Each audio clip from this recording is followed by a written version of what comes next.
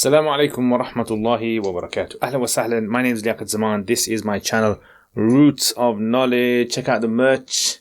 Got some new merch, guys. Right, so we are going through the Tarkib series. So this is a quick Tarkibs, quick breakdown of sentences. And the sentence that I've chosen for today is this one. في الدار صاحبها. Okay, في الدار صاحبها. So fi here is harf jar, and dar is the majroor. Okay, and jar and majroor has to be muta'alliq to something, as you guys know. It's going to be muta'alliq to thabitun, and then all of this can become the khabr, right? And then you have sahibuha, which becomes the mudaf. Ha is the mudaf ilayhi. And this, all of this now becomes the mubtada. So it becomes a jumla ismiya khabariya. Straightforward. Now this word we are not allowed to say sahibuha fid dari, and the reason being is that because of this ha over here, this ha over here has to go back to something. It can't go forward to something.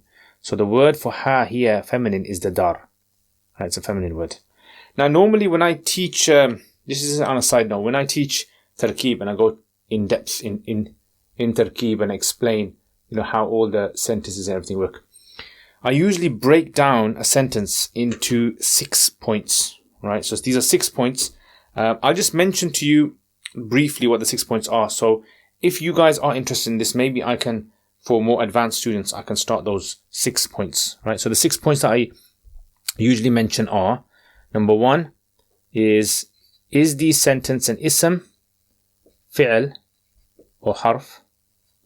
Number 2 is the sentence a mudhakkar, masculine, or feminine, mu'annath?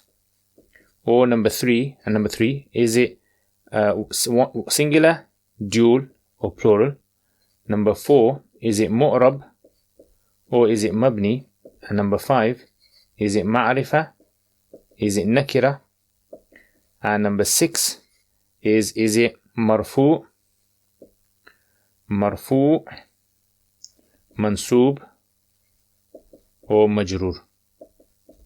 Alright, so what I do is I break down, and this I personally feel that this is what you need to know where you're aiming when you're learning Arabic grammar. So when you're learning Arabic grammar, you need to be able to reach this level, that every single word you can break it down. Is it an ism? Is it a noun? Is it a fi'l, a verb? Or is it a harf, particle? If it's an ism, is it masculine or is it feminine? If it's any of them, is it 1, 2, or 3? Is it mu'rab or mabni? Do the vowels change or not? Is it ma'rifah or nakira? Right? Is it a definite word or indefinite word? And is it marfu? Is it mansoob or is it majroor? Right? So is it in any of these states? What state is it in? That's what you want to aim for, basically. Now, I'm not going to do over here. Right, but I just want to give you an idea of what kind of things that you need to sort of understand to really go in depth in trying to understand. Now, for example, if I was to, let's say, find a place in the Quran,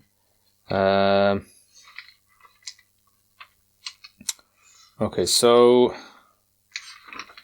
for instance, maybe find an easy place section. Alright, so for instance, Allahu as-samadu. Yeah, so you go over here. Let's bring this over here as well, so you can see both. So you go over here, Allahu as-samadu, right? Now, the first thing that we ask, for example, is the word Allah, is it an ism? Is it a fi'l or is it a harf? So clearly it's an ism. Is it masculine or is it feminine? We say it's masculine. Is it singular? Is it dual? Is it plural? We say it's singular. Is it mu'rab or is it mabni? Right? In other words, do the vowels in the word Allah in other places in Arabic language change or not? So they change. Mu'rab. Is it ma'rifah or nakira? Is it definite or indefinite? And if it's definite, which of the reasons of ma'rifah does it fall under? And is it marfu? Is it mansoob or is it majroor? In this case, it's marfu because it's a mubtada.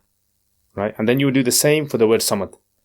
And that way, you actually like recycling your Arabic grammar. You're learning it, you're understanding it, you're going over it, and you perfect it more. So check out my Ajurrumiya course. I've also on my uruk.com, I'm doing my Sharh Qatr al-Nada, so you can check that out as well.